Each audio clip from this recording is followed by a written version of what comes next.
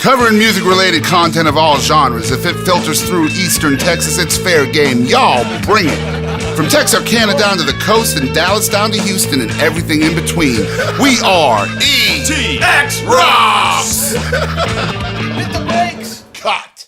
Hey everybody, Chad Malden here from Malden Productions. I want to tell you about an event that's coming up that you don't want to miss. Mark your calendars for August the 26th at K.E. Bushman Celebration Center in Bullard, Texas. We've got Josh Ward coming in concert. Josh Ward is an amazing Texas country artist, 6 number ones, consecutive number ones on the Texas music charts, so you don't want to miss him. We've got Kirk Baxley and Chris Colson opening the show. These are amazing artists that I've produced this last year. It's going to be a great night. We want to see you guys there. If you go to OutHouseTickets.com. Look up the Josh Ward Show for August the 26th. There it is. You can get your tickets.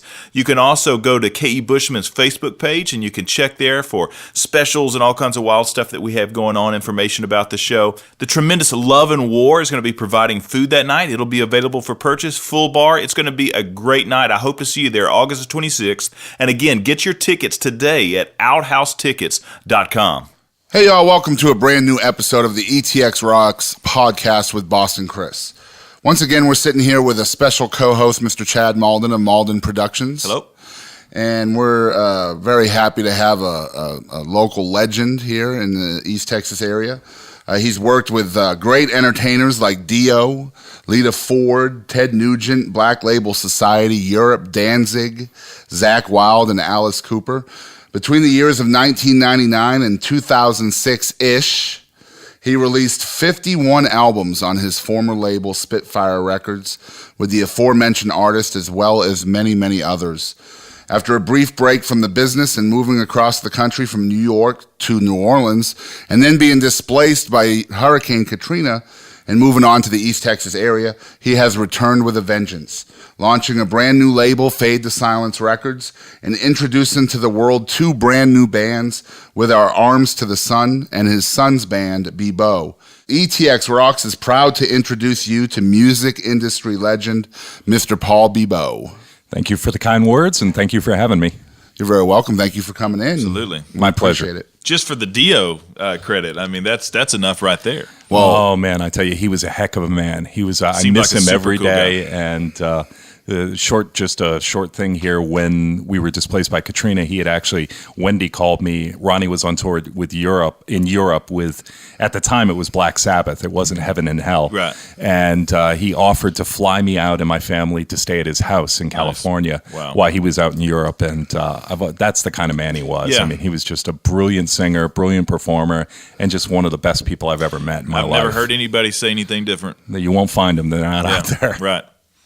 so I read that your career began in the city of New Orleans.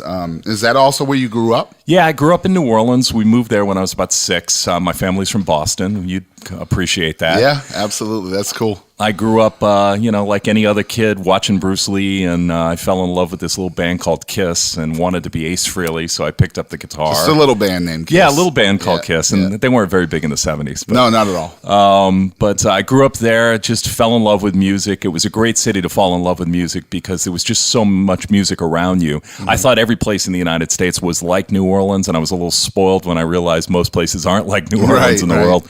But, as a teenager, I'd go out and I'd go see the Dixie Dregs and Alan Holdsworth and Great Fusion and Mahavishnu Orchestra. And then I'd go watch, the Ramones on the Riverboat President. And, you do Rod this. Morgenstein, And, by the way, Dixie Dregs. He's a machine. What a stud. Absolute machine. What a stud. But growing up in New Orleans, I mean, you could go see music. You didn't go get carded, and I certainly didn't go out at 15 and 16 to go get drunk. I went out to be entertained and see these people that were so good at what they did about performing, and I never looked back. And I started running record stores when I started at 17 at a chain called Warehouse Records and Tapes that some people will remember, and worked my way all the way up to buyer and general manager. And About what year was that? That was 83, 1983, and after about 4 years, I met my wife. I got moved up to the office at the main store, and my wife started working in the store, and fell in love and been married for going on 30 years. Wow, congratulations. Thank you. And, So having grown up in New Orleans, was there a blues jazz influence on you as well? I have a huge thing for jazz and jazz fusion. I'm a big fusion fan, and Mike Stern and yes, and I'm glad to see more of the young prog guys are really starting to expand into the fusion area, and I'm real excited about what's coming out of Europe right now. All right. And it's a great time to be an aficionado of music that has muscles, just these You have to guys have that use chops their, again. I'm all about that. When you study music for a number of years, you appreciate the simple music, but I have a taste for somebody that challenges me from an intellectual stimulus. Right, I listen to it and I go, oh my God, listen to what they're playing. How are they doing that? And I can't say enough about it. So yeah, New Orleans, gave me a great taste. I used to play in a jazz band, and I pass that love off to my sons, who my oldest is now studying jazz and classical in great. college. That's cool. So I guess your title would be what, general manager of the record store? Or Of the manager? record store, I was buyer, general manager. Okay, yes. so how'd you kind of progress from that to the production side of? Well, I went to the label side. Back then, the music industry was a community. The record label reps that were in town were largely radio reps, so they dealt with the radio stations in the area. Right. But they would come by the record stores, check on the record stores, made sure you had promos, and you would talk to them. And as the buyer, I was a billboard reporter, so they had to come in and talk to me about sales. We were a Ticketmaster outlet. We were the number one Ticketmaster outlet in the state. That wasn't a department store. So we were a big enough store that people had to pay attention. So I was always on the phone with record labels from all over the country. Right. And it was a great community. This was before, when you had local promoters like Beaver Productions in New Orleans. They'd call me up and say, what do you think? We're going to pick up so-and-so band at the Municipal Auditorium or the Sanger Theater. Do you think we could make money on that show? And everything is a gamble in this business. Of course, yeah. People used to network and talk to each other and help each other. That doesn't exist anymore in the record business. It's going underground again, which I'm excited about, and that's one of the reasons I'm back. And I'm a very hands-on manager with my company, Hyperactive Services. I deal with a lot of local people in a lot of local markets, and there's this small network of people popping up that are like, what I'm doing here today. This is amazing. It's almost like the old days when FM was truly album-oriented radio and played whatever they wanted, right, and didn't all matter. Genres. Yeah, exactly. Right. And you could get turned on to stuff. Now it's happening again, but it's happening on such a more grandiose scale, and it's almost overwhelming because there's so many things to choose from.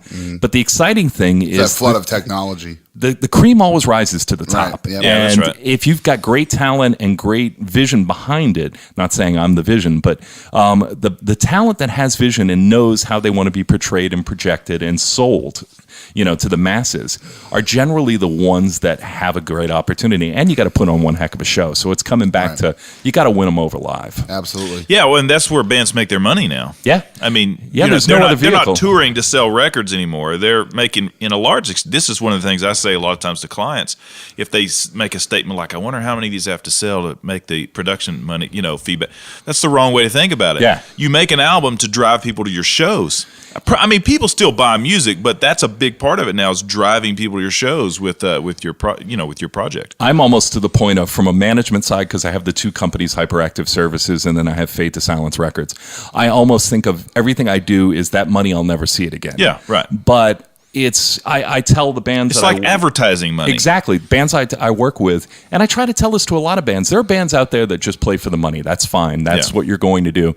I'm always trying to encourage us to do free shows, to play in front of the masses. Yeah. If you could not get $300 or $500 or whatever you're making, but you can play to 10,000 people or 4,000 people, and they come away going, oh, let me check out this band, go to their Facebook page It's and the their long website. game. That's big advertising. If you can't buy that in advertising. Yeah. I mean, It's kind of the long game versus the short game. I mean, if you're performing in front of a large audience, you're more likely to be heard and talked about. Yeah. And with the record label, I do my budgets on what we're going to project to sell. I don't factor in digital, because to me it's gravy, and I don't know how much it's going to amount to, right, because it's still relatively new for me. And I look at it and I go, if we can come away with this without losing more than 10 grand, I'm okay, and that's probably the wrong approach. But I don't think it is. As this model, I don't think it is the wrong approach. Yeah. I just think we just have to kiss everything goodbye and hope that we get to a point where we're pleasantly surprised. And there have been a lot of peaks and valleys in the record industry, but I remember times where something like a Joe Satriani song, Summer Song, gets picked up for Sony batteries, and all of a sudden we were selling 600 a week, and then we were selling 25,000 a week based off a TV commercial. Right. So you never know where it's going to happen. And I'm aggressively trying to place new songs that I'm working with in video games and television and movies and commercials. And I seriously, my oldest son plays, Xbox, and he plays it in my mixing. I have a little mixing studio at the house, so I'll be there and he'll be playing these games, and I'll be like, "Who's that?" Or "Who's that?" I discover lots of new bands because of his video games. Really cool, I mean, that's a thing. Yeah. One thing that just came out, I play Black Ops 3 sometimes on Xbox 360 or Xbox One now, but they just introduced this thing into the game, literally into the game, not the console, but the game itself, where if you're on a loading screen or even a lobby or whatever, the main menu, there's literally a playlist that plays in the background of 60 some odd songs or whatever it may be, and you can pick your favorites out of those, and those are the ones that'll play. That's it. Thankfully, my distributor with the new company with Fade to Silence is called Amped, and they use a company called AWOL, which is part of Cobalt Publishing, the largest publishing company in the world. Not to bore you, but long story short, they have the pull to get onto the Xbox network. Nice. And Bibeau was the first song that we released digitally only because they're still in the writing song mode. So to see it on Xbox and have them network with their friends on games and be able to have a friend play the song is that's cool. Pretty cool. Yeah, for sure. All right, so you're in New Orleans, and I guess you begin an 8-year relationship with Relativity, which was part of Sony. Loved the company. When I started, it was independent. It was Important Records and Relativity Records. When I started, they had a Guitar Hero that I was in love with. One of the reasons I wanted to work with it is because a guy named Joe Satriani was signed. Absolutely. And when I got to Chicago, the record just started to pop. And it was kismet for me. It was like, wow, I'm working at this company. And they had Combat and In Effect Records. And they distributed everything from, Metal Blade to Roadrunner. And that was your first foray into... That was my first... I was the marketing manager for the Midwest. And I had to oversee the sales department for the distribution company. So I'd meet with the record stores, but I'd meet with the radio stations. And I would come up with the marketing plans and everything else. Cool. And I loved it. There was just so much great energy in the company. And not to knock a corporation, but Sony Music is very good at what they did, but they came in and bought half the company. And then immediately things started to change. And that indie feel that was so prevalent in the company started to feel starch and corporate. Mm-hmm. And a lot of the great independent bands we were working with were starting to get cast aside. So it was a difficult time, but they took a liking to me. They moved me to New York. And then I started to get some real power, and they hated me more. I just think it's cool, reading a little bit about you, how, it basically started, in the storefront, in an actual record store. And next thing you know, you're off in Chicago and working with Sony. I mean, that's a pretty big step. Yeah, I was the guy with the long blonde hair. I mean, Fat Joe used to call me Ric Flair. I used to be in much better shape, and I used to have a good time with him. And there were benefits to being part of the Sony system, but we were driven. It was it's hard to explain to people, but when you're in the record business, especially in New York, everybody's brilliant. I mean, you can't BS your way through it. Right. You're looking around and you think you're sharp, and then you see these people that are 10 times sharper.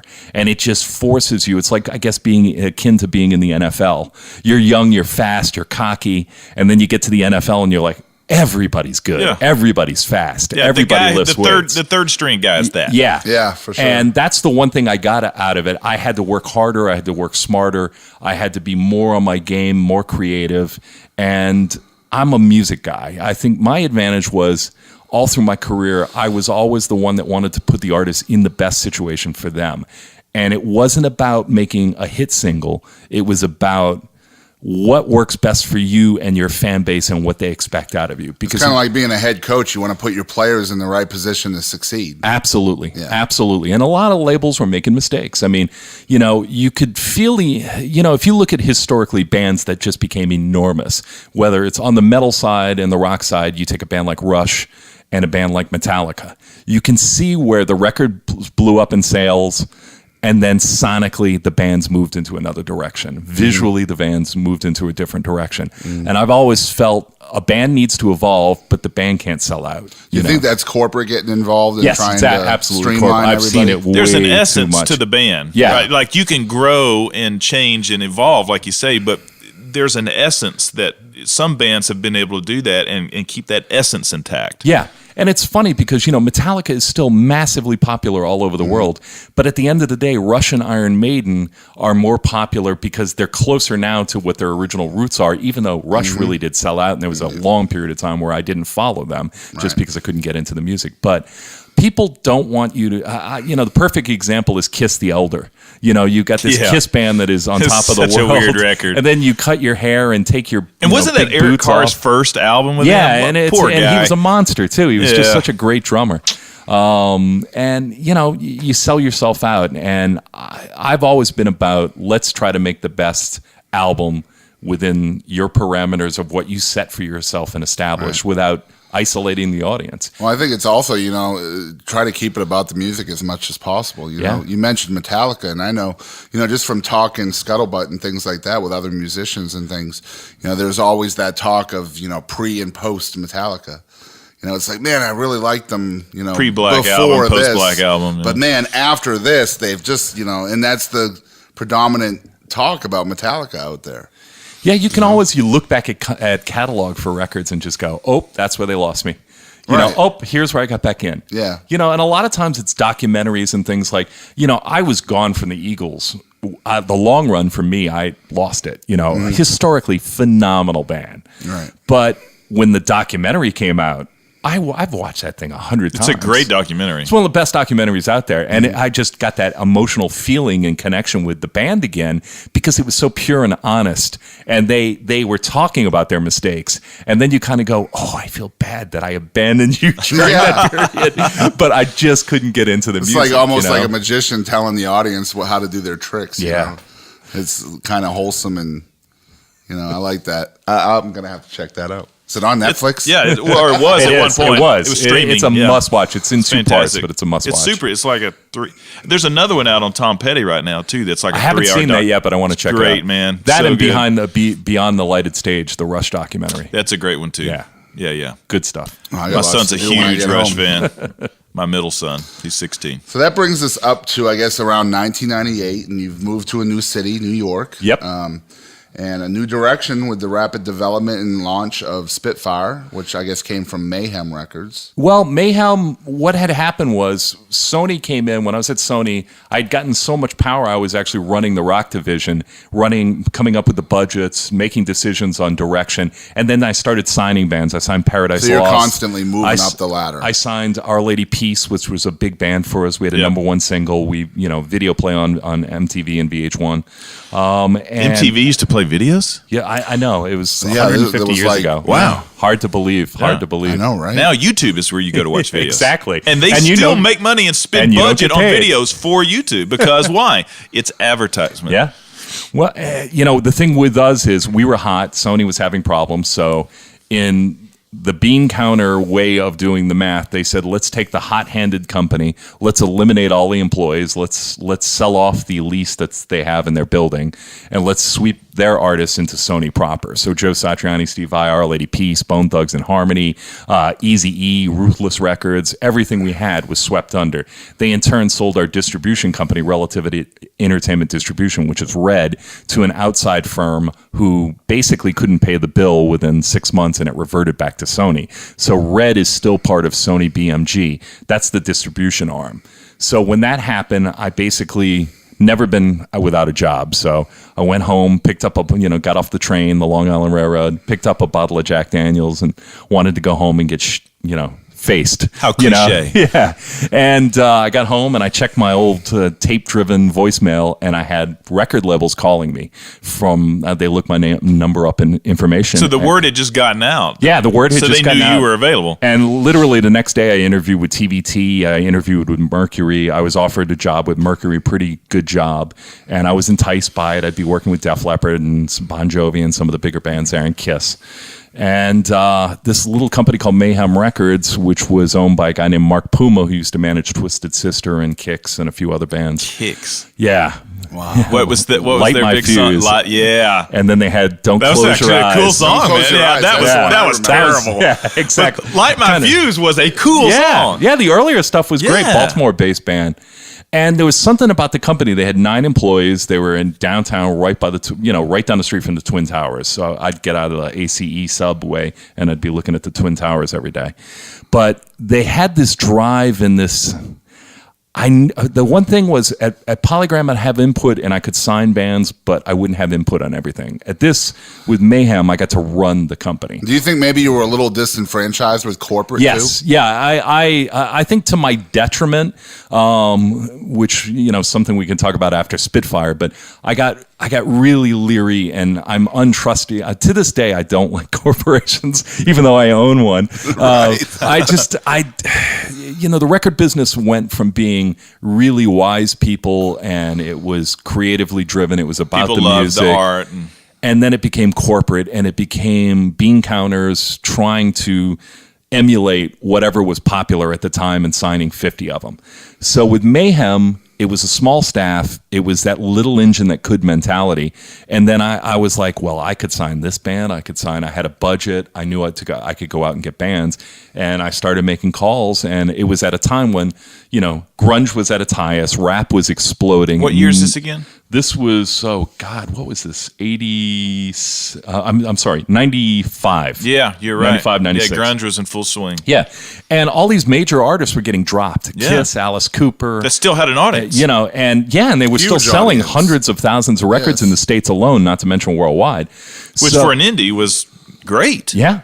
So with Mayhem, we started signing like really kind of heavier bands. I flew to England to see this band Cradle of Filth, and I was blown away by them. Signed them, their record. All of my Cradle of Filth catalogs, almost at 400,000 in the United States alone, each record. And then we signed Paradise Lost, who I had signed at Relativity. We had picked up Anathema, My Dying Bride, Crowbar, and then we got Testament and Dio. Right. And then I signed my first my own developmental band, a band called Piston, Pist.on, and it was the #1 record of the year at the Eagle in Dallas. It exploded at radio, and we got picked up by Jason Flom at his fledgling company called Lava. He had just signed Kid Rock, Jewel, and Matchbox 20.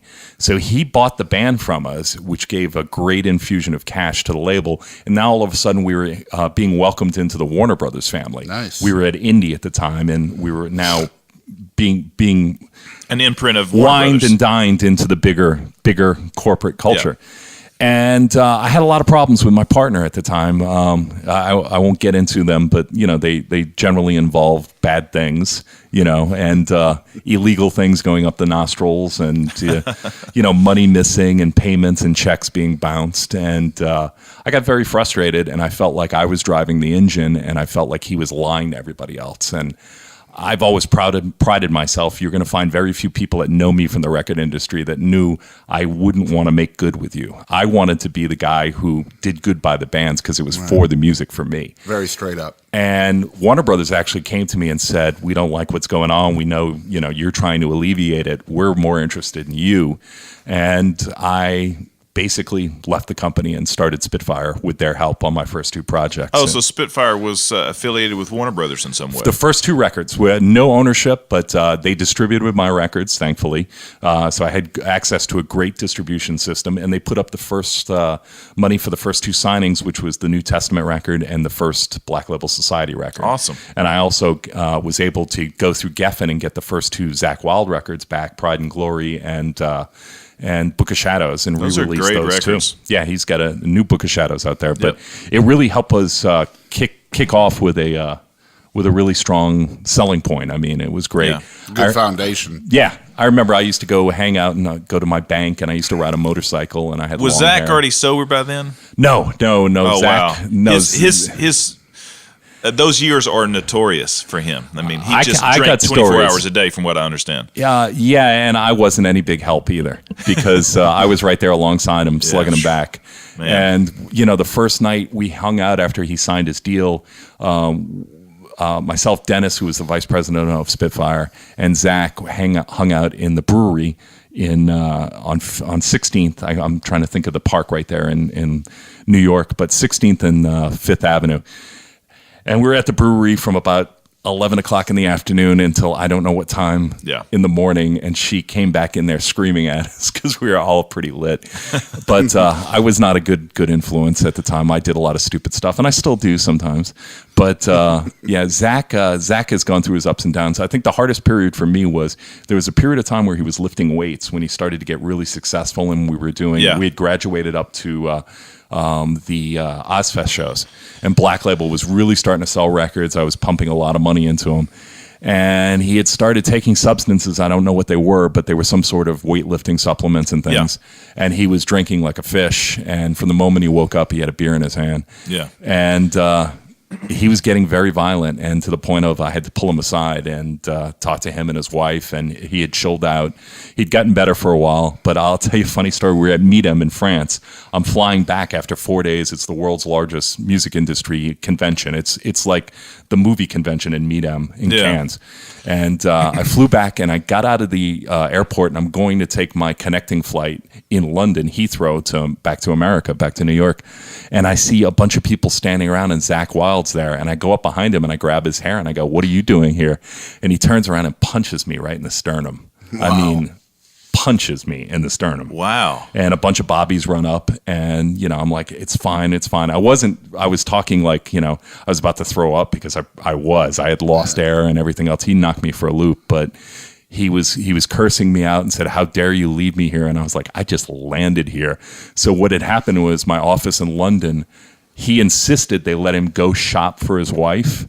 But what he did was he wanted to go get drunk. And he was trying to go through passport control with a bottle of cognac. Now, I've never known Zach to drink cognac. And Zach usually didn't drink a lot of hard liquor. He just drank beer to no end, and then he would do some shots. But he had a bottle of cognac in his hair, and they wouldn't let him go through passport control, and they freaked out. Apparently, I walked in on the moment when he freaked out. So I had to call my travel agent and get a hotel booked right by the airport, get him to settle down in a hotel to the point I could get him in a cab to the hotel, and sat up with him till 8 a.m. while he cursed me out. And by 6 a.m., he just started playing Eddie Van Halen riffs and teaching me Eddie Van Halen riffs. And then we were back fine again. But Zach, I love him to death. He wasn't the easiest person to work with. Not unless you want a drunken phone call at 1 o'clock in the morning every night. Yeah, and they say he's doing a lot better these days. He's doing a lot. I haven't spoken to him in a while, but I have spoken to his wife. I got to tell you, as a huge Ozzy fan, I've got to ask you, what was it like working with Ozzy? Believe it or not, I've never met Ozzy. Really? Everybody that knows me, my favorite guitar player is Randy Rhoads. I'm fanatical about Randy Rhoads. I have seen Ozzy. I've never actually talked to him. And part of that was Sharon and I don't exactly get along. No. I've never heard anyone say that about this delightful lady. I've never heard that. It's hard to believe, but Sharon had started a label called Divine Recordings. And she was trying to sign many of the artists that I was signing, Tesla and a few other things. So it became a competition. Tesla? Yeah. I loved Tesla back in the day. That wasn't on the list. And I didn't actually work with Tesla. I got outbid on Tesla, but I had started to form a pretty good relationship with the guys. And I travel and fly to shows and hang out with the bands. And, my job is to try to talk to them and try to come to a consensus about what kind of record we want to work on together.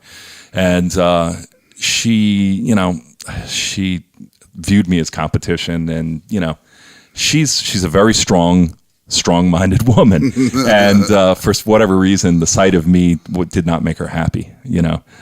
So right. So America's Got Talent would have been out of the question for Paul Bibeau. Yeah, my juggling routine wouldn't have gone over too well. But So why did you decide eventually to move on, not only from New York City, but also from the Spitfire? I got burned out. I was toasty. I was in bad shape. I had the toll of the record business takes its toll on you. I lived on airplanes. I had young sons. My wife never saw me.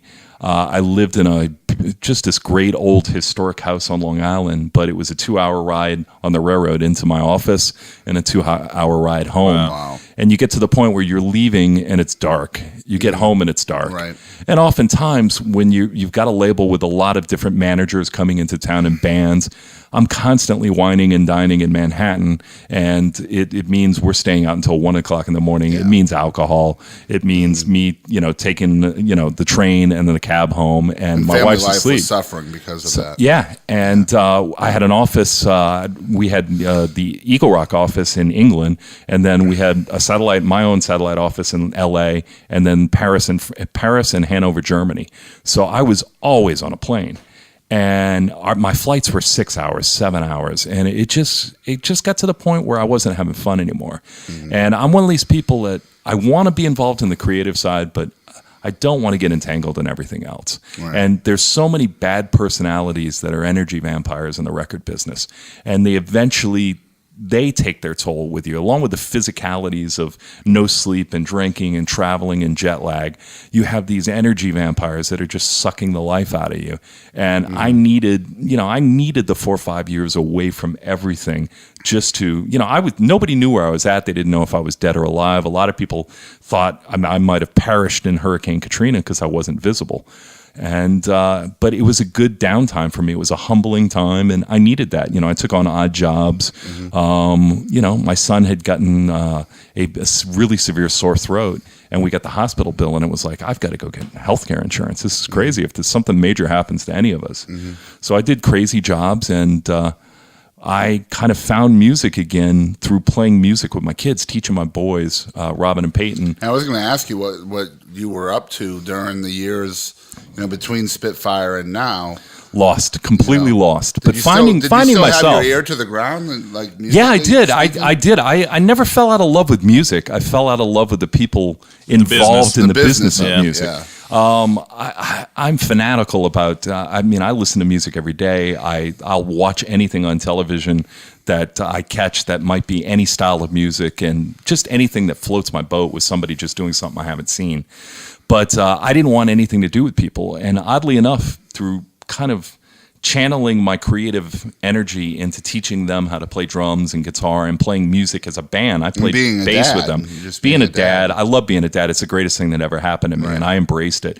And I think that's what was crushing me. Me sitting on those planes for hours, thinking about my wife and kids and being away from them, and thinking about, why am I doing this? This is not fun anymore.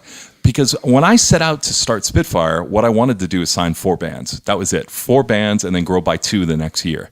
And when I brought in a partner, because Warner Brothers only funded the first couple of records. So with the record business, I had Alice Cooper call. That was $350,000 deal. And then I had Ted Nugent call, and then I had Gene Simmons call. And I had offered at one point $1.6 million to Kiss to do a new record.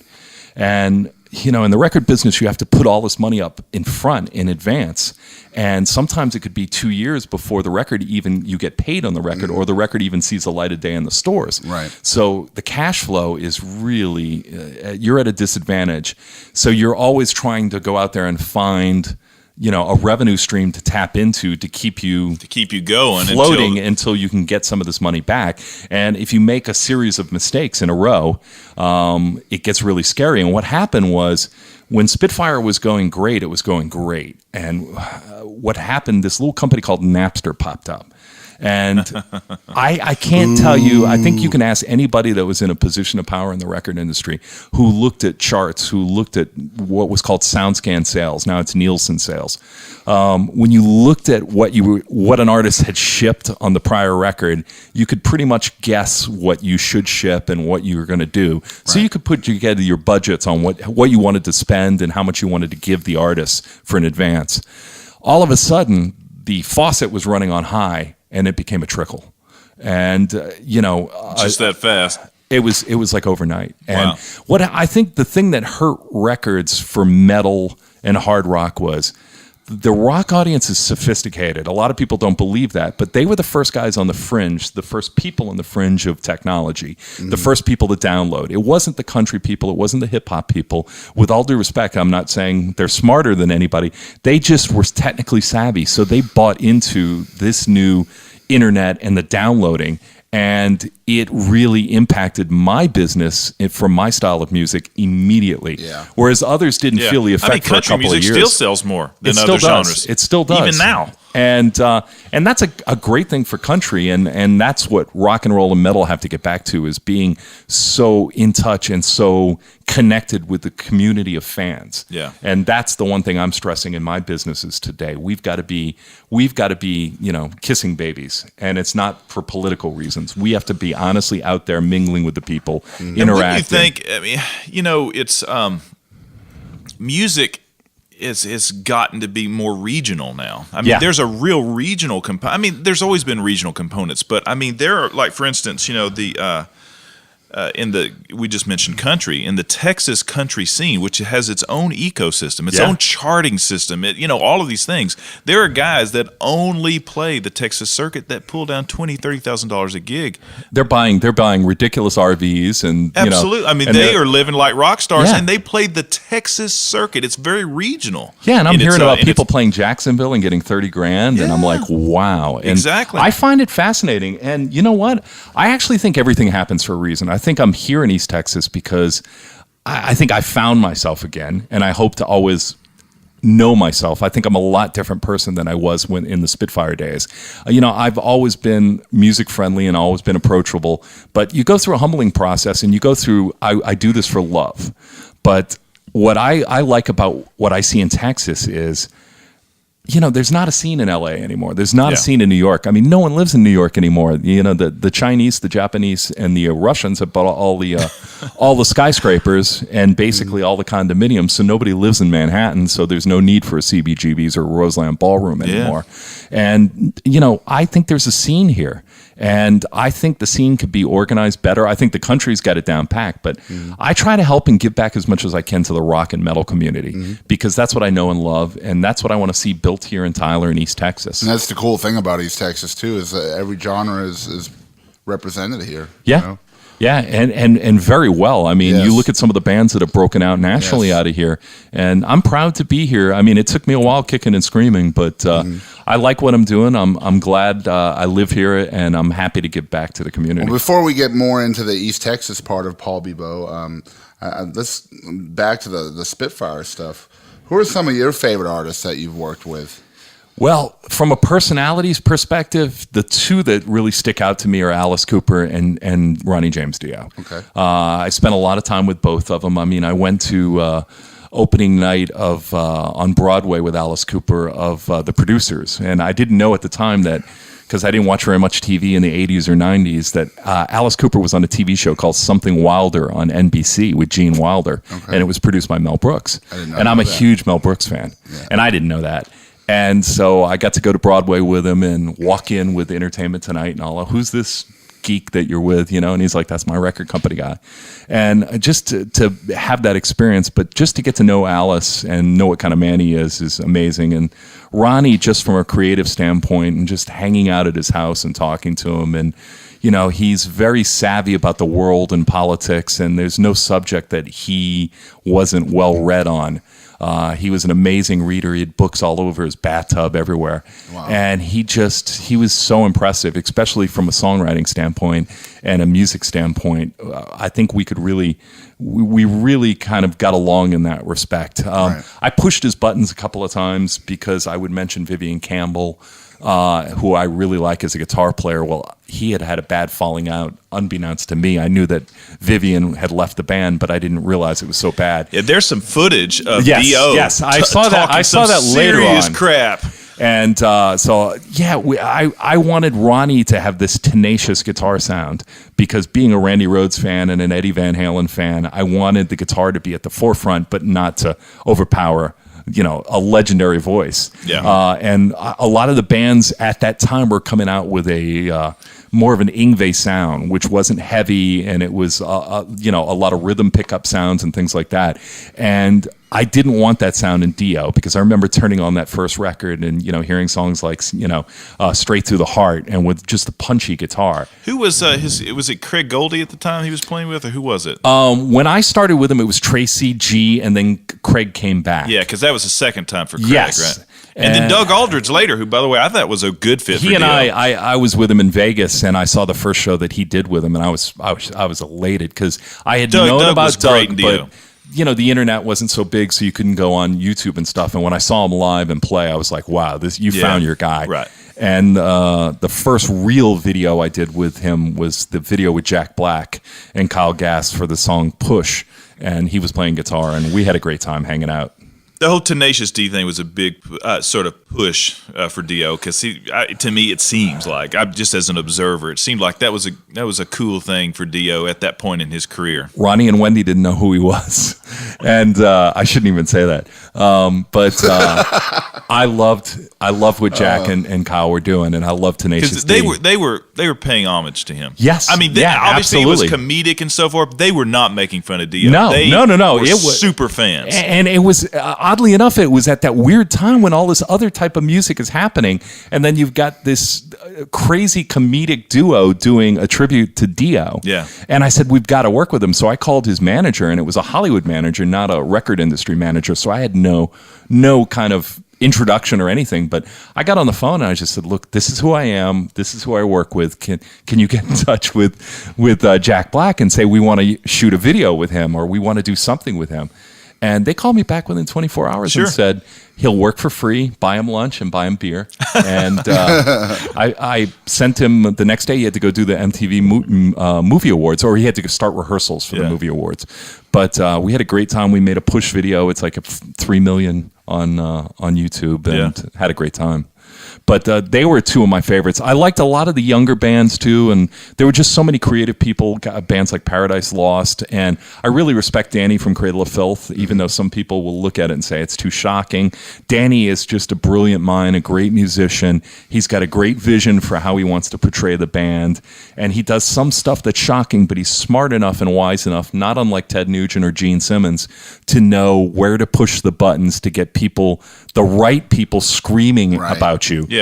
To get the attention that you need over here. Right. And I've always... because that old saying, no press is bad press, or bad, that's not exactly true, but it can be true, in a lot of ways. Yeah, a lot of people forget that Alice Cooper and Jim Morrison went to school together, and they were best friends. Oh, wow. And they went to the same experimental acting classes. And Alice took it in one way, and Jim took it in another. Yeah. But you can really see where those classes kind of had the influence on both of them, and where they took it in different directions. But it still had the same results. Yep. It shocked people. Yeah. Chad Malden here, music producer and mixing engineer for Malden Productions. You've just been listening to this ETX Rocks podcast in Bullard, Texas at Studio 333 Recording Studio. It's an amazing facility, a hidden gem out here in East Texas. I want you to go to my website to get more information. I want you to go to maldenprod.com. That's MAULDIN PROD, maldenprod.com, and you can find out about me, folks I've worked with. You can hear samples of my work, but then you can also link over and find out more information about this great recording studio, this great facility. And so I want you to do that. I want you to go to the website, maldenprod.com, get any information that you need, and then also feel free to reach out because we're happy to answer any questions that you have or chat about. Covering music-related content of all genres. If it filters through Eastern Texas, it's fair game. Y'all bring it.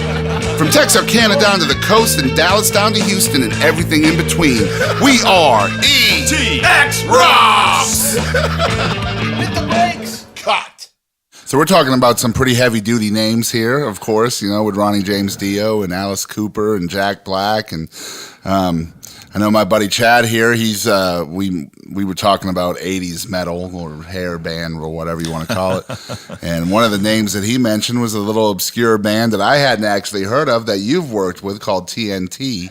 Well, I'm a huge Tony Hernell fan. Absolutely super fan when I was in high school, TNT. None of my buddies knew who this band was. I was like, they were my favorite. They were on Mercury Records, and I remember seeing their video for the first day, and I just went, oh my God, these guys, where are they from? Norway? I can't remember if it's Norway. And I heard his voice, and I love, and you probably hear it in Bibeau, I love guys that can sing or girls that can sing high. I love range, because to me, it's just like an accomplished classical guitar right. player. Yeah, how did they do it's that? It's an Yeah, opera right. singer. No, it opens up more creativity. It allows the band to go places and take you in places that you've never been before and you want to go. Tony Harnell was one of the best, man. And he still is. He's still got. I actually liked his brief stint in Skid Row. Yeah, he got a lot of bad press, but Yeah. I think it was a little unfair. It is, because he's a class act. He's a great guy, and he's a phenomenal talent. And that. I mean, band, I saw some of those YouTube videos that supposedly were such a train wreck. They were not that bad. I mean, some of the stuff, some of these bands going out now still trying to tour because they have to pay the rent. Yeah. It is embarrassing. And there was nothing embarrassing about what Tony Harnell was doing. Because he's got more of a refined, polished, high voice, which Sebastian Bach had range, and I love Sebastian too. I got along with him really well, which everybody warned me I wouldn't, but I did. But Sebastian had that kind of metal tone to his voice. He had that growl to himself and that scratchiness to his voice. But I thought he did it justice. But TNT was a magical band. I did awesome. one record with them, and I would have done more, but I just... What was the name of that record? Oh, God. Anomaly, I think. Okay.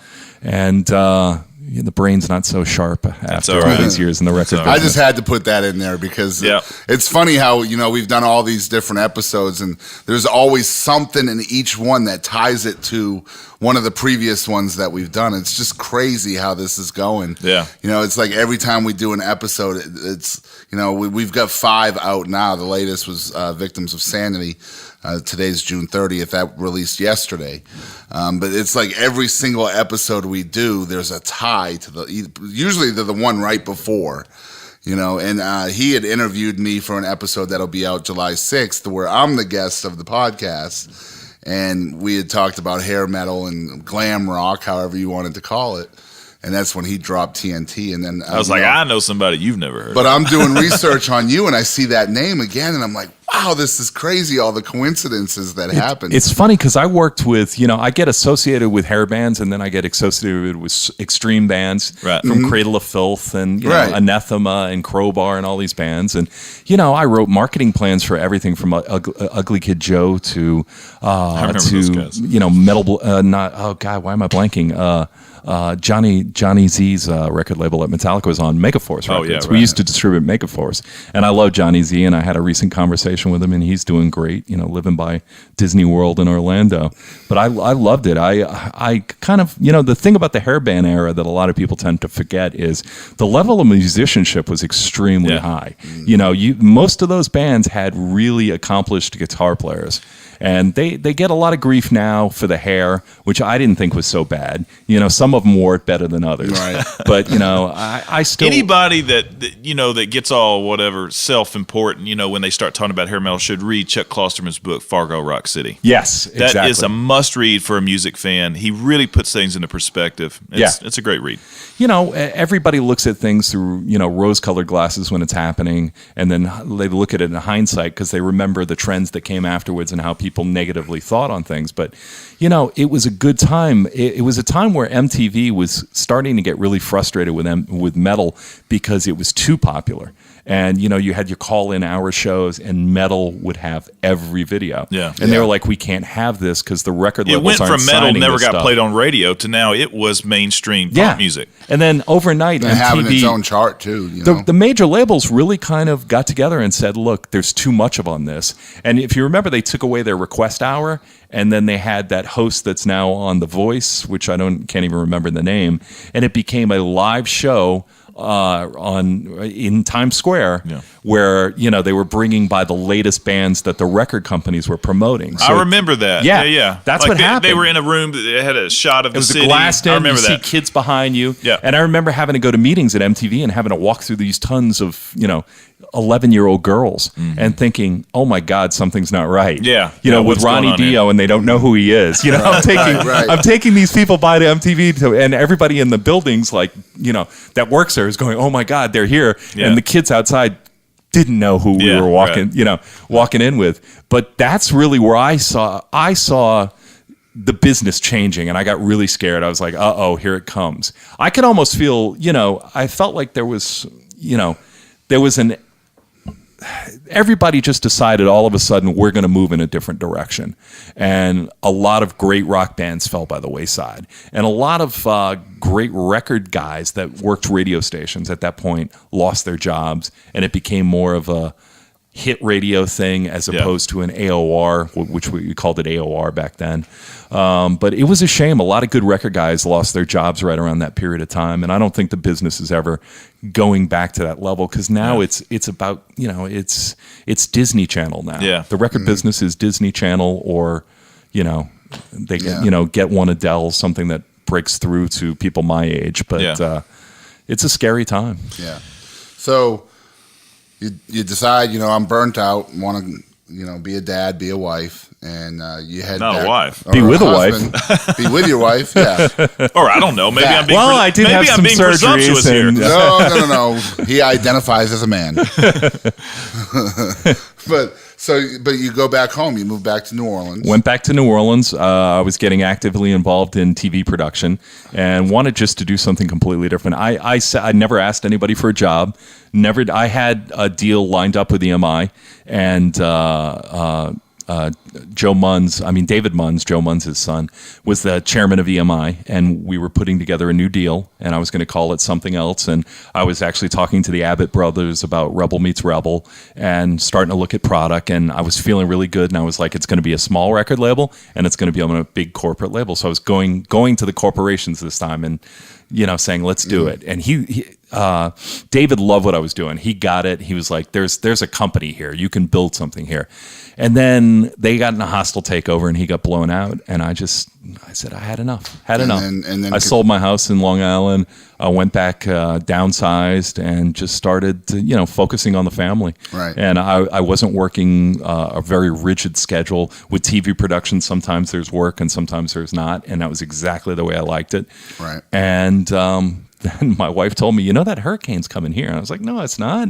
I just saw the news. They said it's going to Florida.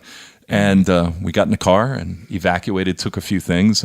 I moved the computers and the guitars and some stuff up that was important electronically up to the second floor. And we got whacked pretty hard, And so where were y'all when the hurricane in Tyler? They had actually, in New Orleans, they suggested to go to Shreveport, but Shreveport was completely booked Well, up. I remember during that time that we had, a lot of, I guess you call them refugees, really. I guess, right? I mean, we were refugees, but we came via car. Right. We commuted. I know that we were flooded in this area, all the hotels. I mean, I remember when Katrina hit.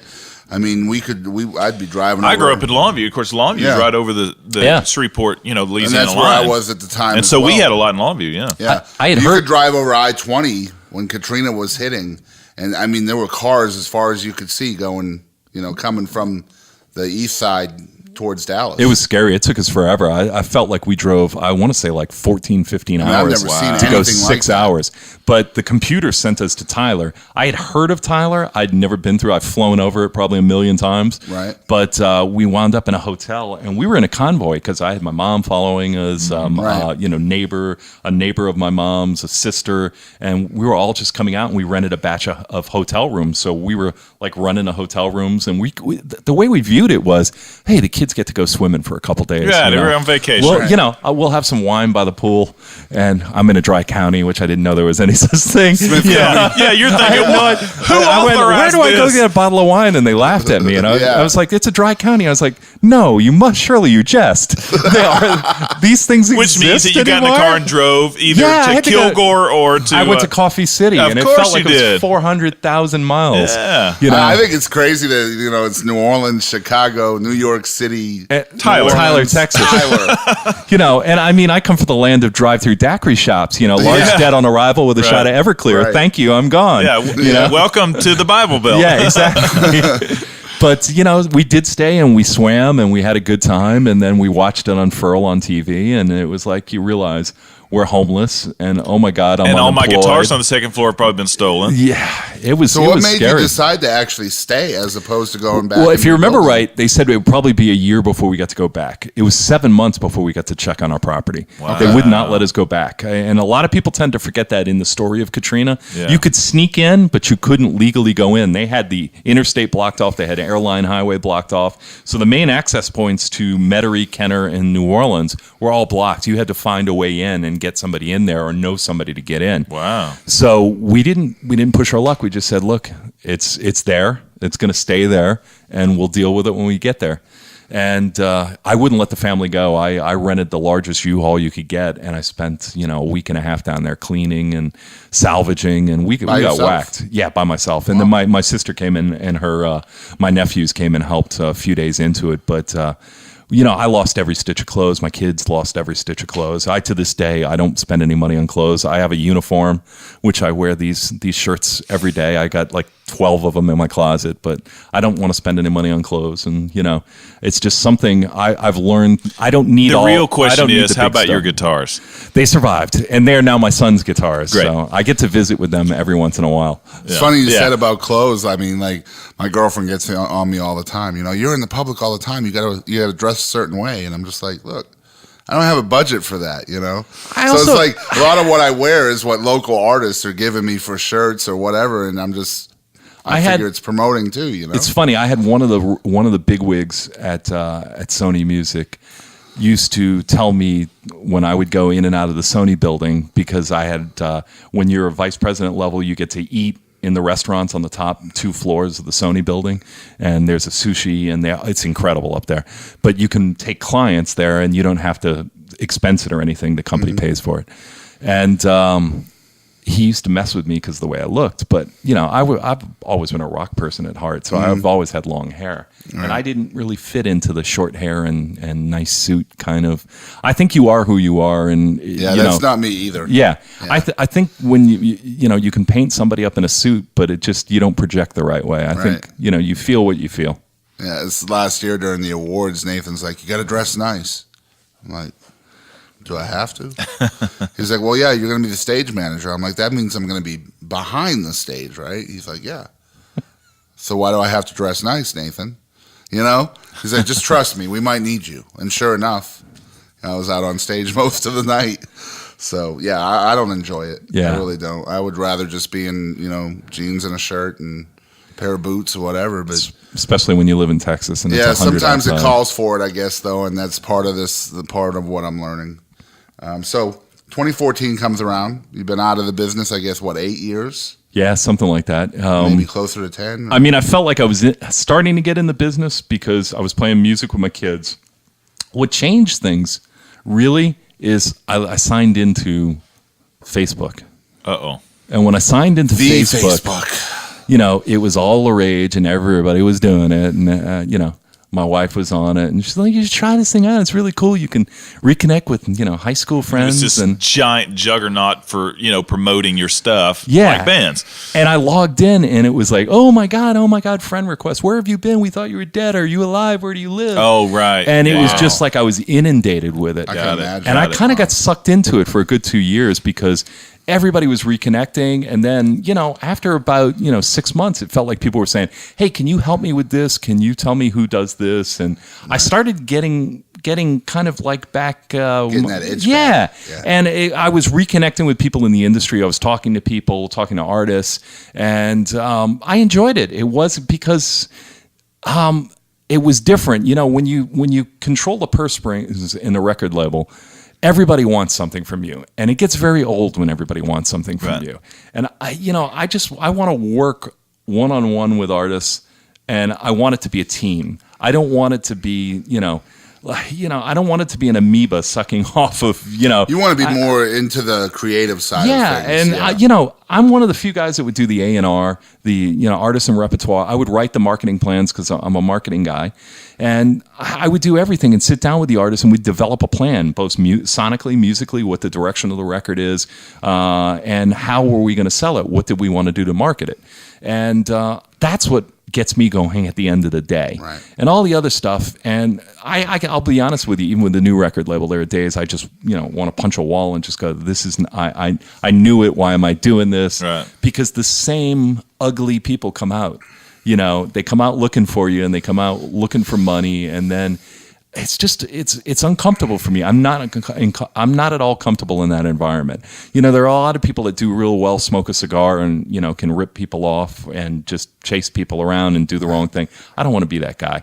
I want to work slow and methodical and be happy and see things succeed, because the ultimate success of being in this business is not the financial gain. It's to me, it's creating something with an artist and watching it blossom and watching a Black Label Society grow to a big record, to a gold record. That's exciting. That to me, there's nothing. That's my Super Bowl. Those gold records that hang on the wall, that's the Super Bowl. That's my trophy. That's my Lombardi. Absolutely. And, that's the rings I wear. And there's a lot of great memories in each and every one of those records. And I've been involved in 600-700 projects throughout the course of my life. Everything from Les Miserables to, Bone Thugs and Harmony. So, I got to throw your question in here now, right there. We're talking about albums. What's the one you always ask? What are your favorite 3 albums that you've worked on? Right. You've personally worked on? I love... it's probably going to be 2 guitar records because I had a Dickens of a time with Steve Vai at the time. He had come from Passion and Warfare and did Sex and Religion, which I was the one guy standing up going, no, or no. Good. And getting yelled at by everybody in the company, even in the president of the company and his management. And I think he kind of dug that. And then, Alien Love Secrets was an EP that we did that went back to the roots, that sounded more like a flexible section album, which led to him going back to that Passion and Warfare cycle. I was glad I was able to turn the ship around and with him, I think The Extremist by Joe Satriani, I love that record. And which one was that? Was that the one that he did with Andy Johns, or no? That was the one before. Okay, I love that record too. That was a fun record. Cool record, but it wasn't as good as The Extremist. He had done Flying in a Blue Dream, which was more him doing vocals and things like that. And it was a departure from Surfing with the Alien, and I wanted to try to get him back to the Surfing with the Alien audience. And I'd probably say, the Dio records, there were Dio. There's nothing I'm going to say to Ronnie. Ronnie's going to do what Ronnie does. Yep. But I really feel I had a huge impact with Alice Cooper on, I can't believe I'm going to do this, on Brutal Planet. Eddie Trunk has said that he believes that Brutal Planet is probably one of the finest records of Alice Cooper's career. That's a good endorsement. We went super heavy. We went almost Marilyn Manson. I wanted to bring him back to. My idea was to get Gene Simmons. I was pitching Gene on doing a festival, sort of like Ozfest, but have Marilyn Manson, Alice Cooper, Kiss, Shock and Rock. Slipknot. It was going to be Shock Fest from yesterday and today. Yeah, and I was going to try to take the older artists and introduce them to the newer generation of fans. And I thought, what a bill, being able to see Slipknot on one end and Kiss on another. Yeah, and I was pretty close to getting it, but you're in a world where those people are talking such big numbers that I couldn't hang that high. Yeah. But I'd say those were my 3 favorite records, and there's a lot of little records in between, Right. And probably my best record will be, when my son's band Bibeau will come together and finish the record that they're working on now. And we're certainly getting there. Such a long career, of course. We're finally to the East Texas portion of your career, and in 2014 you launched Fade to Silence Records. Tell us what your goals are for that label, both locally and otherwise. Well, with Fade to Silence, I'd been doing the hyperactive stuff, which was management consulting and things like that. And that led to some old friends at Sony Music. We were working for a company called AMP, and they approached me about doing a label. They saw what I was doing on the management side with Rocket Queen and wanted to hear more about what was going on. And they just... So when you came back through hyperactivism and basically management. Yeah, I was putting on a couple of festivals like Rock Out Hunger, and we started Rock the Park and things like that. I was trying to do charity events and things that, I did Care Fest out in Troop, which we had, the Four Winds Renaissance Fair and Motor Trike, and we were doing free things where we were giving away free soda to the kids and hot dogs. And that's one thing I did want to mention. I was getting there is how humongous your heart is locally. Thank you. It's important to me because I want to see, people struggle every day, and the economy, for whatever anybody wants to say, people are struggling to make ends meet. It's getting harder and harder for families to do anything. And I want to try to bring people together where, there's an incentive. You bring a canned good, you get in for free. You bring an article of gently worn clothing, you get in for free. And then your kids get to go have fun. They can ride horses. They can sword fight with knights. They can, get on these motorcycles and check them out. And then they can hear great rock and roll. And I always squeak rock and roll in there because, it always amazes me that there's a generation of kids that haven't been to a rock concert. Yeah, it's crazy. Yeah, right. You know, we went out to Rock the Park too this year. It was, you know, I took my son and my girlfriend, my sister, and we had a great time. Just seeing those younger guys up there. It's so important. Give these kids a place. You know, I do a couple of underage, all age shows with Clicks, and I want to do more. It's really hard, but I want people. How do you think? I was going to ask you. How do you think people out there can get more involved in making sure that your programs, the things you're trying to do for the community, will have lasting success? I just think slowly but surely, Tyler, this area of East Texas is loosening up a little bit, if you know what I mean. Yeah. It's you know, when I first got here, I remember the first time I ever went into Clicks, there was a picket line out there saying, you know, you're a sinner if you go in there and everything else. Wow. And I was like scratching my head. I'm like, I don't get this. You know, I don't understand it. So my thing is just, you know, I sound like an evil person trying to lure the kids into rock and roll, but I just think whether it's jazz or whether it's anything to do with picking up a musical instrument, I believe that, you know, there is a correlation between intelligence and the ability to play a musical instrument. Sure. And it starts young.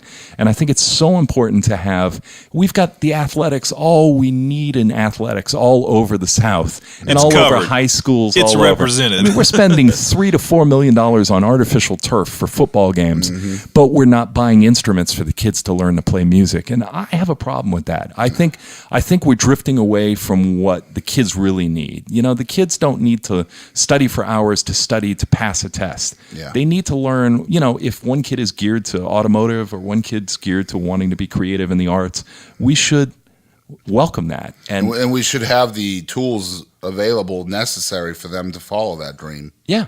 And my kids always stuck out like a sore thumb. I mean, they had problems going to school here because my boys wore their hair long, and you know, I guess they followed Dad's example, and we played music, and we stuck out. We were odd. We're still the oddballs.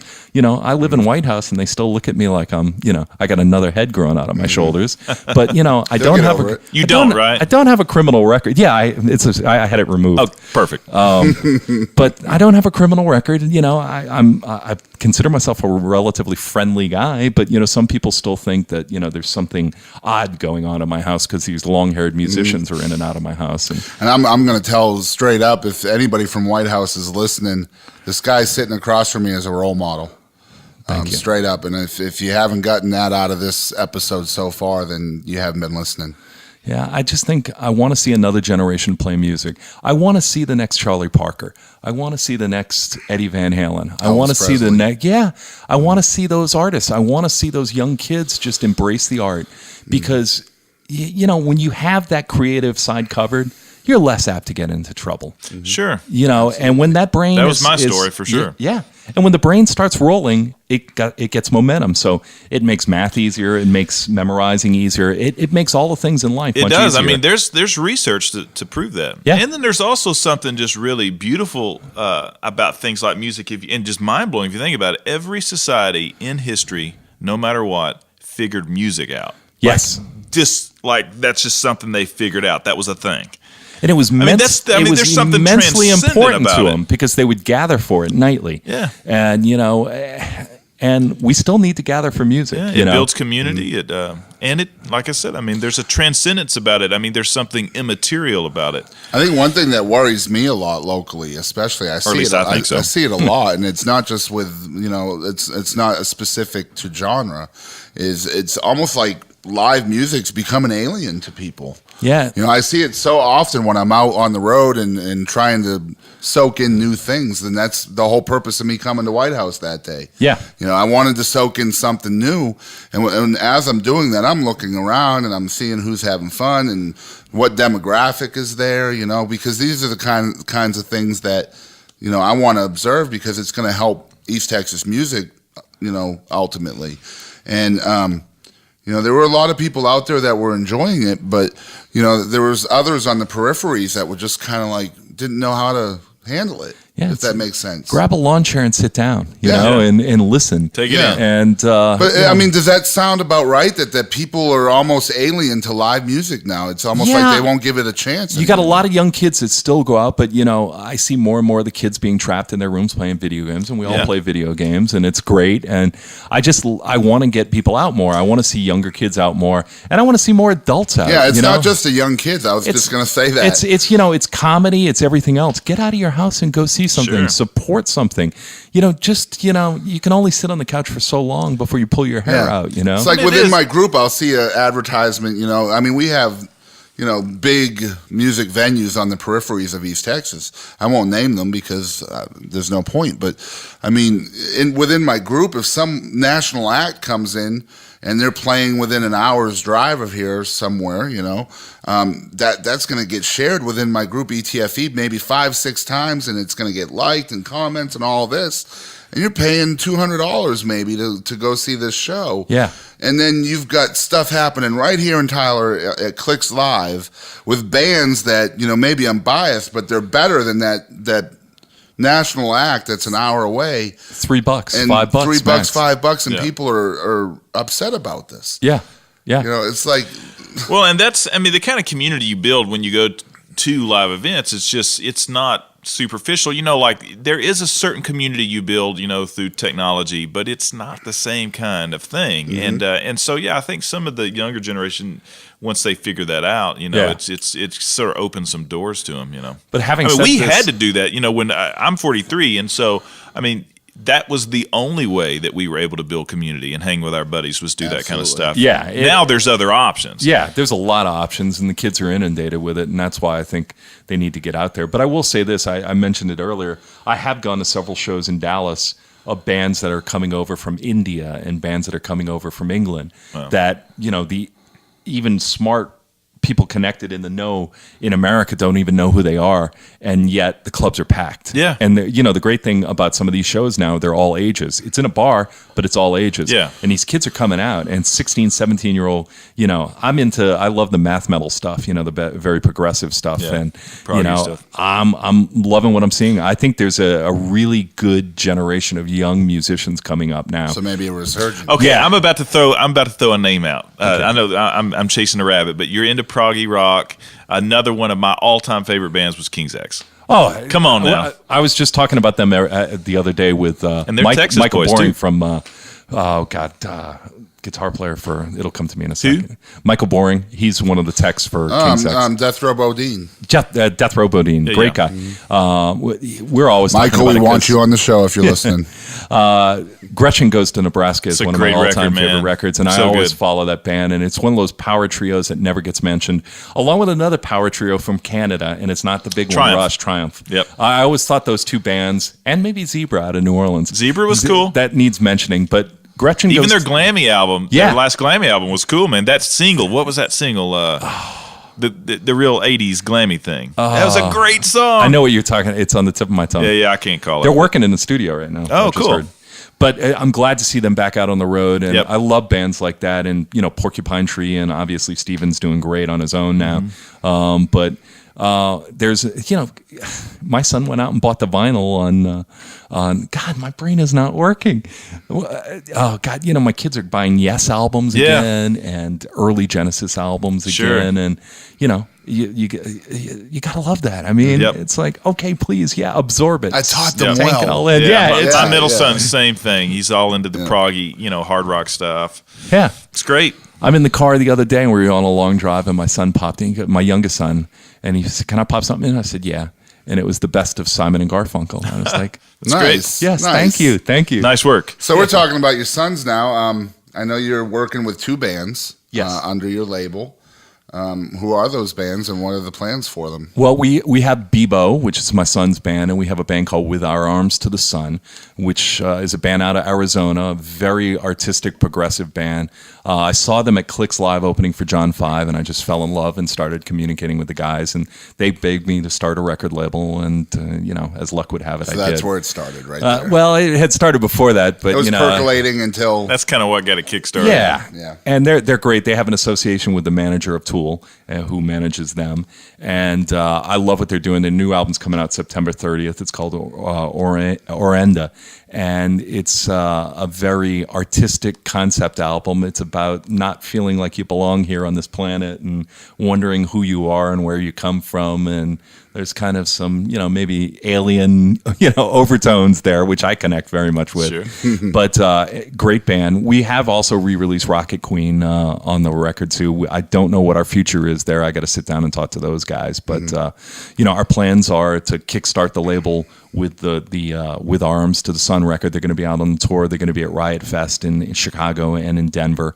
And then we're hoping for bigger and better packages after that. They've got a great booking agent in ICM. So they're going to be on the road all of the balance of 2016 and 2017. And we're in the writing stages and playing a lot of weekend shows with Bibeau. And they've got about 6 or 7 really good songs. And we want about 9 or 10 really good songs, maybe 11 good songs before I'll put them in the studio. But I'm excited about what they're doing, and I'm batting for their team, obviously because 2 of my boys are in the band. But I think all prejudice aside, I think when people see Bibeau live, they're going to be shocked because they put on a great show. And we just played over in Louisiana, and it was one of those first shows where we were overwhelmed. We played Baton Rouge, and there were mothers and daughters. There were all the hardcore metal bands. I mean, we couldn't get out of the parking lot until 2. We couldn't even load the trailer because so many people were stopping us.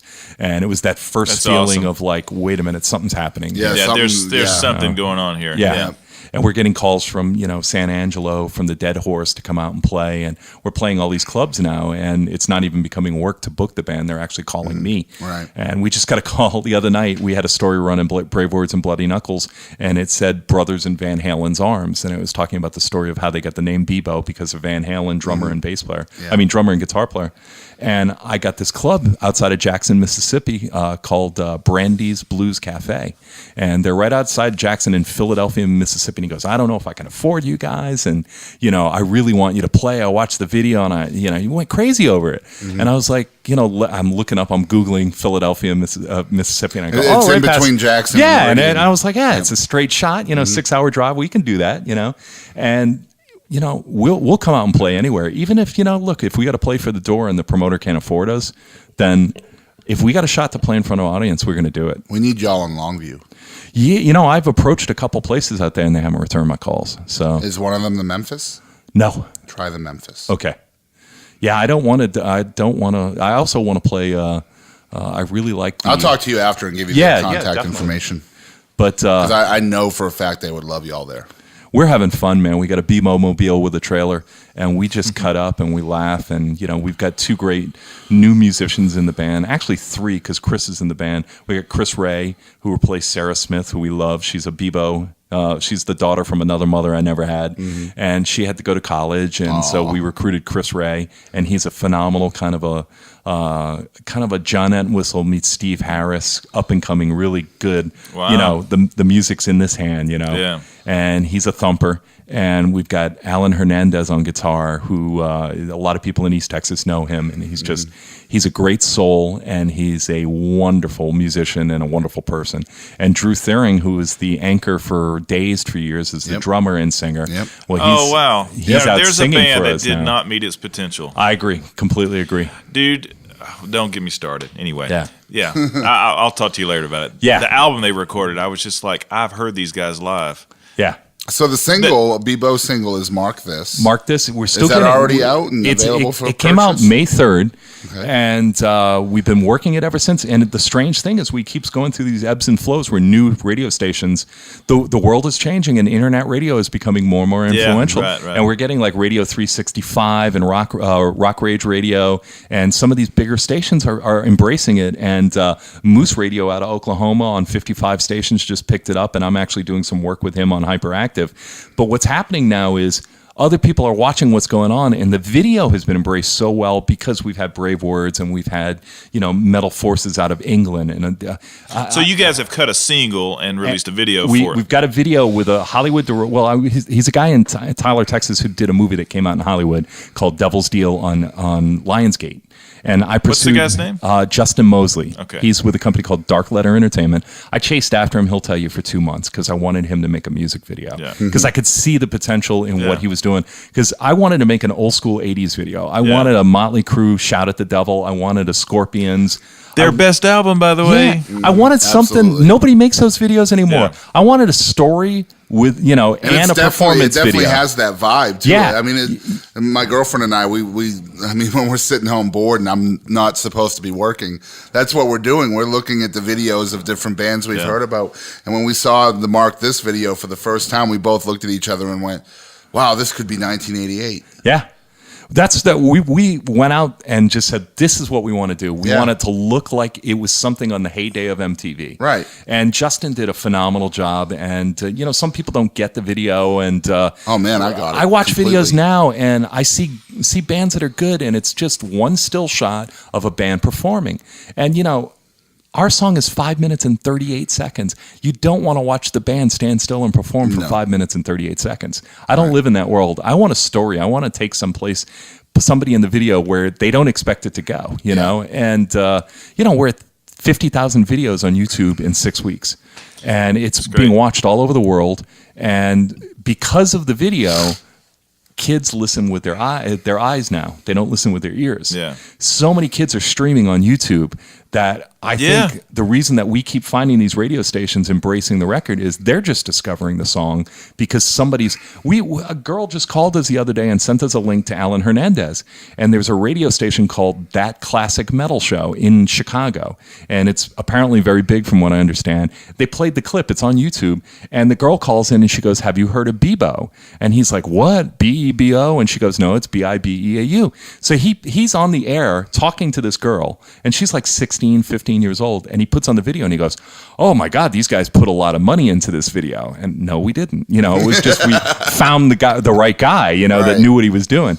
And he was like, "Yeah, this is cool," and to hear somebody requesting something, it's weird to me. I'll tell you what's freaked me out. I got an email from a guy who runs the biggest website in Brazil, EPH magazine, and it's in Portuguese. So he sends me a link to the story. I click on it, the front page of the web page of the magazine, and Bibeau is flashing on the main page, the main story with Guns N' Roses and Red Hot Chili Peppers. Gotta love and it. I'm screaming for my wife. I'm like, and we're just like staring at it, and it's still there. And it's like, it blows my mind. How did this happen? Right. And that's my overriding thing about the record industry today. It's not going to be the record labels. It's the people that are persistent and be creative and write things that aren't necessarily written because it sounds like something that needs to be out there right now. And I think the people that know how to adjust the best too will. You got to find your sound. You got to take the talents of a band and create and write something that encompasses you as a band and becomes your identity. Goes back to head coach and putting them in the right place. Yeah. Who are you? What do you want to sound like? Right. What do you want to accomplish? Do you want to just rip off Avenged Sevenfold, who's ripping off somebody else? Right. Right. And I don't mean to pick on Avenged Sevenfold, but It's okay. I rip off Andy Wallace, their mixer, so. but you know what I'm saying? I mean, so many people just come out, like when I played guitar and when I used to give guitar lessons, I would tell them they'd all a kid would come in and want to learn every Eddie Van Halen solo. Yeah. It's like, you don't want to do that. You want to develop your own sound. Yeah. It's okay to know a few licks and learn stuff, but don't become so absorbed in Eddie Van Halen that when you start your own band, every song learn you- Ace Frehley licks, and, Yeah, then, and then that exactly. lends itself to you taking it new places. That's my guy. That's Well, we're getting towards the end of this. I know we've been talking about music and all kinds of different sides of it, from backstage, on stage, all that. But I know that Mr. Bibeau has something new possibly coming up that has something to do with music, but possibly on the periphery. We're talking about roller derby. So Yeah, where did this come from? A friend of mine who's been coming out to some of the Bibeau shows came up to me, and she's involved with the roller derby team. They're kind of between Longview and Kilgore and everywhere else. Is and, that the Backwoods Barbies yes. or whatever? Yeah, and I love the name, Yeah. the Brawlers, And as a kid, I used to watch Southern wrestling, and I used to watch roller derby. Yeah. And she said it to me, and it just clicked, and it was like rock and roller derby. This wasn't Amber, was it? Yes, it was. Yeah. I just was like, wait a minute, we've got to try to do something here because, to me, that's like rock and roll. That's something that needs to be discovered because that's pure entertainment. That's fun, and it's sport. It's not like the old fake days when it was more like pro wrestling, and now it's actually it's actually. I didn't even know that it went through an era like that. Where it was you came out with that on Facebook, and I was like, oh boy, his brain is working right now. Yeah, I actually spent a couple hours on it yesterday, and I don't want to say anything, but I've had a couple of interesting conversations with people in town about taking this event and putting it in another major event that's coming before the end of the year. And I don't know if it's going to happen or if we're going to pull it off. But if that doesn't happen, I'm going to figure something out. Is that major event in Longview? It's in Tyler. Okay. And I'm hoping that it happens because one way or another, rock and roller derby is going to happen. Yeah. I like the concept is cool. That's why I was. Hasn't someone made a video before where you've got a performance scene in roller derby happening? Yes, if not, they should. Lizzie If not, Hale they with should. Hailstorm. Yeah. Okay, I knew I'd Sure seen was. that before. And I mean, it It's, does seem there was to a- work together. It's was a not big- you. It's not you song. That's the name of the song. And there was a big movie about it a few years ago. Yeah, Drew Barrymore did a movie. Yes, an exactly. indie film on and it. I can't think of the girl's name, but I like her as an actress. Yeah, she was the one that played in that movie that won an Oscar that the previous year. Oh, I can't remember the name. of it. Anyway, I can see her face, but I'm see her blanking face on too. it. Let's say so. So last subject. I'd like to have you maybe talk to some of the younger people out there and maybe some advice on number one, how can they get into the business? How can they stay true to their creativity and anything else you might want to say? When I was 12 years old, I had told people in my neighborhood, my sisters, my brother, my parents, that I wanted to own a record label, and everybody laughed at me. And I knew when I was 12. I mean, I knew that's what I was working towards my entire life. Everything that I did was to put me into the record business. If that's your identity and you want to do something, no matter what it is, chase your dreams. Don't let anybody discourage you and just keep working towards it. It's not going to happen in a day. It might not happen in a year. It might take a decade. Just keep working towards it and just stay creative, stay focused.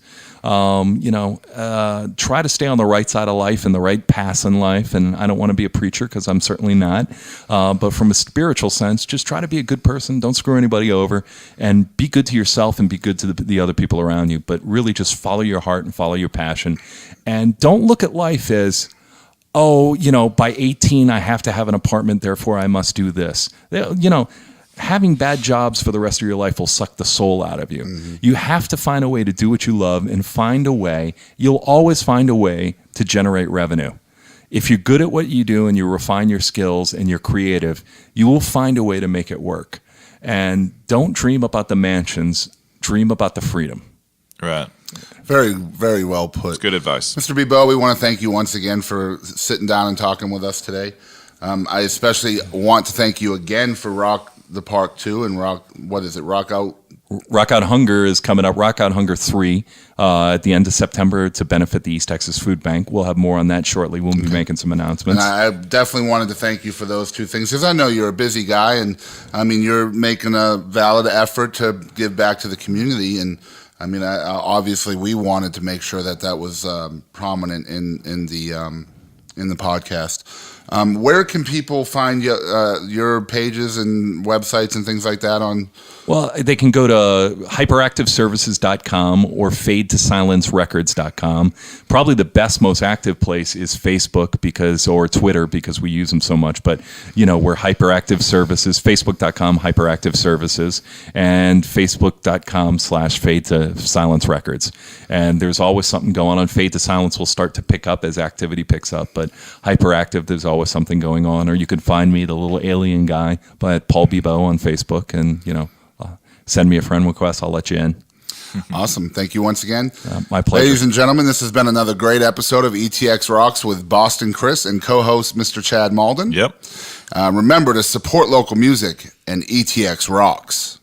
Hey everybody, Chad Malden here from Malden Productions. I want to tell you about an event that's coming up that you don't want to miss. Mark your calendars for August the 26th at K.E. Bushman Celebration Center in Bullard, Texas.